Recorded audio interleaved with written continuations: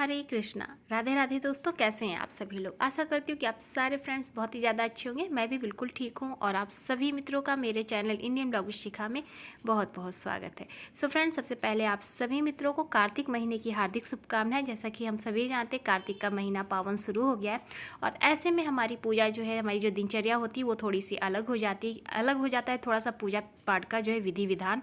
तो बस यहाँ पर मैंने तैयारी कर लिया है और जैसा कि आप देख सकते हैं, स्नान मेरा हो चुका है और अभी जो है सुबह के 5:15 बज रहे हैं। यानी कि मैं 4 साढ़े 4 बजे के करीब उठ के अपना जो है घर का जो साफ़ सफाई होता है, स्नान आदि सब मैं निर्वित होकर मैं इस समय यहाँ पर मंदिर में आ गई हूँ। तो पूजन के लिए जो है मैंने दूध उबाल लिया है, जो भगवान को मैं भोग लगाती हूँ दूध का, वो मैंने तैयार कर लिया।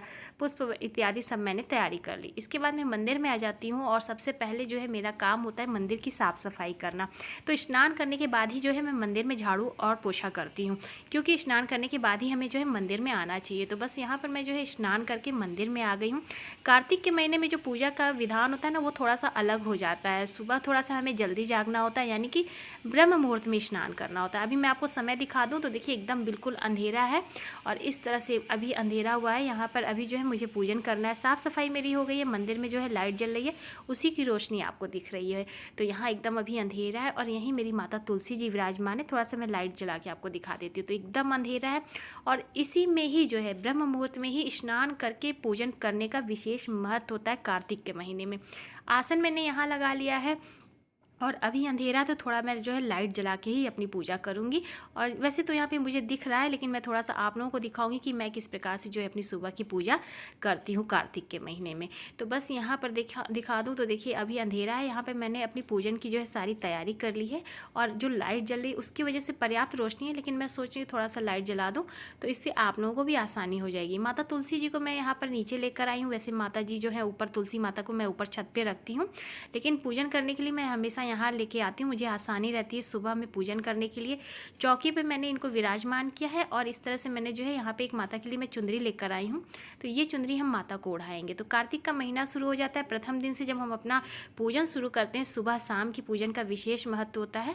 तो हम प्रथम दिन ही जैसे कि इस तरह से आप चुंदरी ओढ़ा सकते हैं और इसके बाद या फिर आप जो है वस्त्र रूपी कलावा भी अर्पित कर सकते हैं। तो सबसे पहले मैं यहाँ पे शालिग्राम जी को स्नान कराऊंगी। कार्तिक के महीने में माता तुलसी जी के पास अगर आपने ठाकुर जी विराजमान करके रखा है तो ज़रूर से उनको यहाँ पर स्नान कराएं। तुलसी जी के मतलब तुलसी जी के गमले में, यानी कि पौधे में ही जो है शालिग्राम जी को रख के आपको स्नान कराना चाहिए। इसका विशेष फल प्राप्त होता है।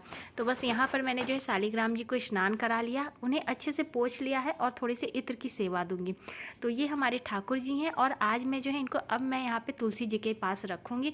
पूरे कार्तिक के महीने में इन्हीं के पास रखूँगी और इसीलिए मैं नीचे लेकर आई हूँ बरामदे में, जिससे कि यहाँ पे जो है कोई दिक्कत ना हो और छत पे मुझे रखने में थोड़ा सा दिक्कत होता है।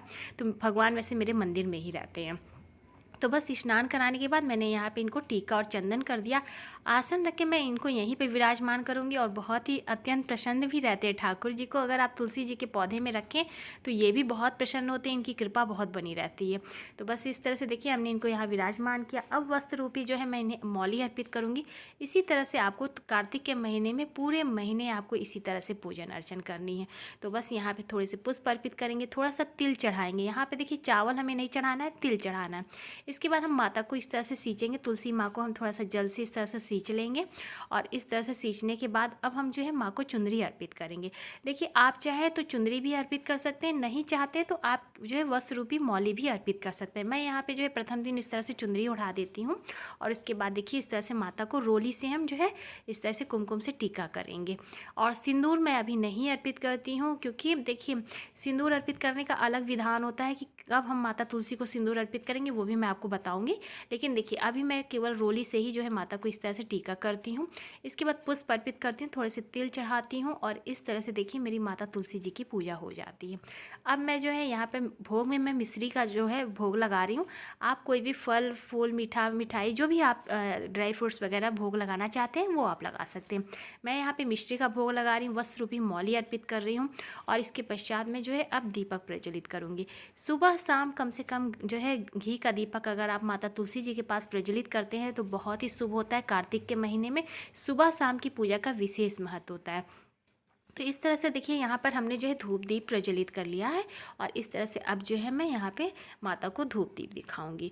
तो देखिए यहाँ पर जो है मैं इसी तरह से पूजा करती हूँ और वही मैं आप लोगों को भी दिखा रही हूँ। कार्तिक के महीने में बहुत ही सरल विधि बता रही हूँ, सुबह सुबह जो है ब्रह्म मुहूर्त में स्नान करके पूजन करने का। अब यहाँ पे धूप दीप दिखाने के पश्चात अब हम यहाँ कार्तिक मास महात्म्य की कथा पढ़ेंगे। कथा का वीडियो मैं आप लोगों के साथ पहले भी शेयर किया था और अभी भी मैं जो है प्रतिदिन डालती रहूँगी। अगर आप कथा सुनना चाहते हैं तो ज़रूर से सुनिएगा, मेरे चैनल पे आपको मिल जाएगी। और कथा सुनने का विशेष फल हमें प्राप्त होता है कार्तिक के महीने में। थोड़े से पुष्प ले लेंगे, तिल ले लेंगे और अपनी कथा प्रारंभ करेंगे। कथा को पढ़ने का विशेष महत्व माना जाता है कार्तिक के महीने में। कार्तिक मास महात्म्य आप ले आ सकते हैं, मार्केट में बहुत ही आसानी से मिल जाती है। ये ले आके आप जरूर प्रतिदिन पाठ करें। तो चलिए कथा के साथ जानते हैं कार्तिक महीने के महत्व के बारे में कि यह महीना इतना महत्वपूर्ण क्यों माना जाता है। कहा जाता है भगवान श्री हरिनारायण जी को यह महीना अत्यंत प्रिय है और इस महीने में भगवान विष्णु जी की पूजा का विशेष महत्व माना जाता है। हिंदू धर्म में कार्तिक का महीने का विशेष महत्व होता है क्योंकि चतुर्मास का यह आखिरी महीना होता है। इस माह में भगवान योग निद्रा से जाग जाते हैं और ऐसे में कार्तिक माह में भगवान विष्णु और माता लक्ष्मी जी की पूजा का विशेष फल प्राप्त होता है।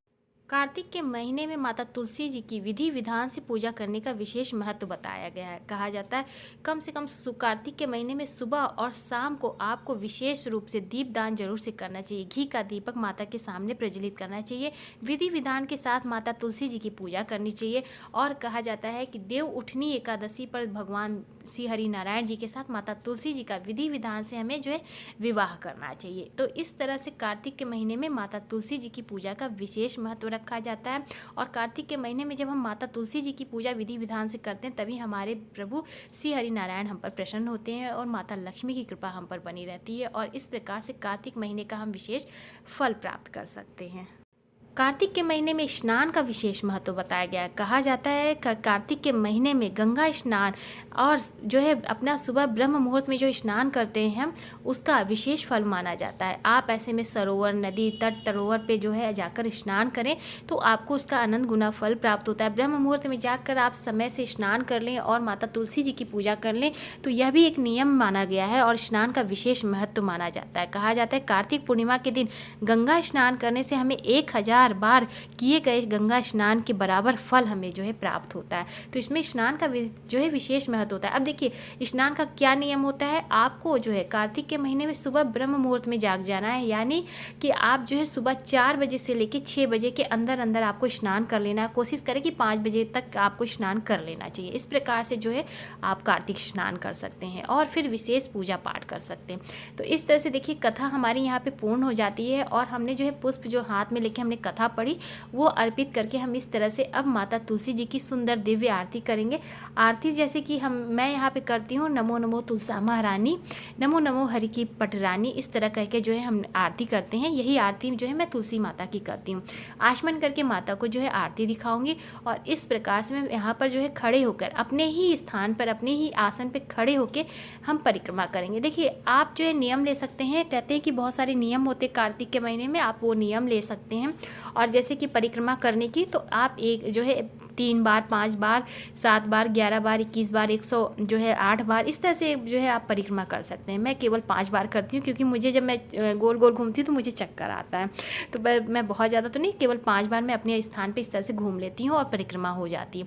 तो बस इस तरह से विधि विधान के साथ जो है मैं अपनी कार्तिक के नियम अपनाती हूँ और सुबह ब्रह्म मुहूर्त में स्नान करके माता तुलसी जी की पूजा करती हूँ और वही मैं आप लोग के साथ शेयर कर रही हूँ।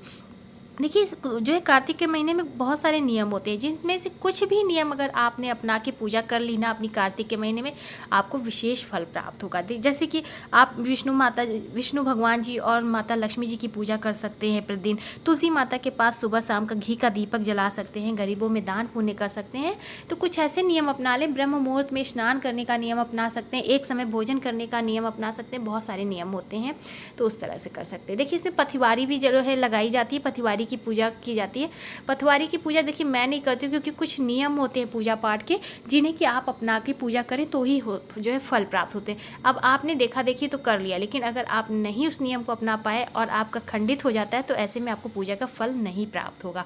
तो बस इस तरह से छोटी सी सरल सी पूजा आप करके कार्तिक के जो है नियम अपना सकते हैं और भगवान श्री विष्णु जी और माता लक्ष्मी की कृपा प्राप्त कर सकते हैं। तो वीडियो पसंद आई है तो प्लीज़ वीडियो को लाइक कीजिएगा, ज़्यादा से ज़्यादा शेयर कीजिएगा। चैनल पे पहली बार आए हैं तो चैनल को सब्सक्राइब कीजिएगा, इंस्टाग्राम पे फॉलो करिएगा। मैं मिलूंगी नए से अच्छे से वीडियो के साथ, तब तक के लिए हरे कृष्णा, राधे राधे।